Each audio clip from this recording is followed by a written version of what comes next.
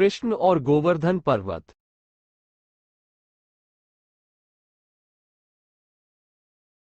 जब देवराज इंद्र ने वृंदावन के लोगों को दंडित करने के लिए जल प्रलय भेजा, तो कृष्ण ने गोवर्धन पर्वत को कैसे धारण किया, इसकी यह कहानी बहुत प्रसिद्ध है। एक दिन कृष्ण ने वृंदावन के लोगों को यज्ञ की तैयारी करते देखा। वह अपने पिता नंद के पास गए और उनसे पूछा, पिताजी, यह यज्ञ किस लिए है? इससे हमें क्या पुण्य मिलेगा?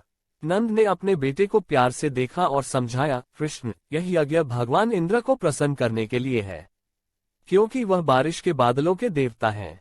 वह हमें बारिश देते हैं जिससे हमें अच्छी फसल मिलती है, इसलिए यह यज्ञ उन्हें प्रसन्न करने के लिए है। नंद ने आगे कहा, हम कई पीढ़ियों से इस यज्ञ को करते आ रहे हैं।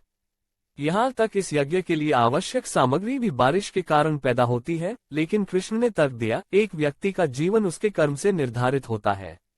अच्छा या बुरा, सब कुछ उसके कर्म का परिणाम है। हमें उस मामले में इंद्र को प्रसन्न करने की क्या आवश्यकता है? कृष्ण ने आगे कहा, हमें केवल उसी की पूजा करनी चाहिए जिसके द्वारा हम जीते हैं। हम वैश्य हैं जो आमतौर पर कृषि, व्यापार, पशुपालन या साहूकार द्वारा जीवन यापन करते हैं।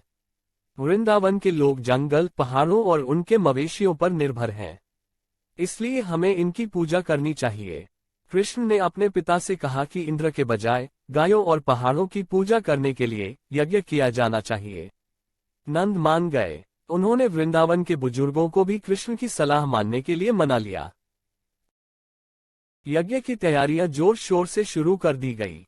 यज्ञ करने के लिए ब्राह्मण आए। भव्य भोज की तैयारी की गई। वृंदावन के पुरुषों, महिलाओं और बच्चों ने बढ़िया कपड़े और गहने पहने और गायों, ब्राह्मणों और गोवर्धन पर्वत की परिक्रमा की। गोवर्धन पर्वत पर प्रसाद चढ़ाया गया।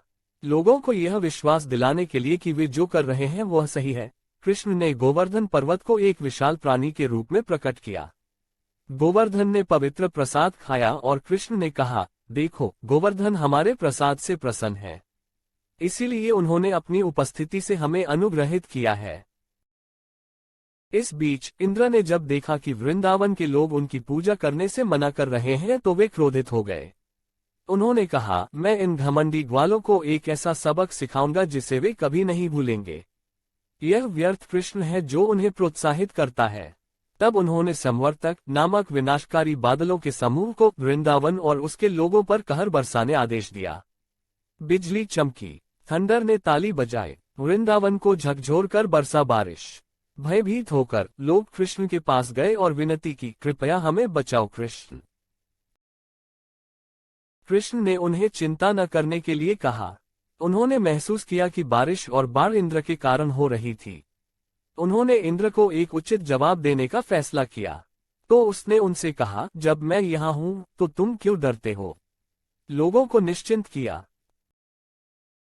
कृष्ण ने लोगों से कहा कि वे अपने गायों और सामानों को इकट्ठा करें और गोवर्धन पर्वत के नीचे शरण लें। उसने 7 दिन और रात तक पहाड़ को थामे रखा जब तक कि इंद्र का क्रोध शांत नहीं हो गया। कृष्ण के पराक्रम को देखकर इंद्र स्वयं चकित रह गए और कृष्ण की दिव्य शक्ति के सामने उनका अभिमान पिघल गया। और इस तरह देवराज इंद्र के अभिमान को कृष्ण ने खत्म कर दिया। शिक्षा। निराशा के समय ईश्वर में विश्वास हमें सहारा देता है।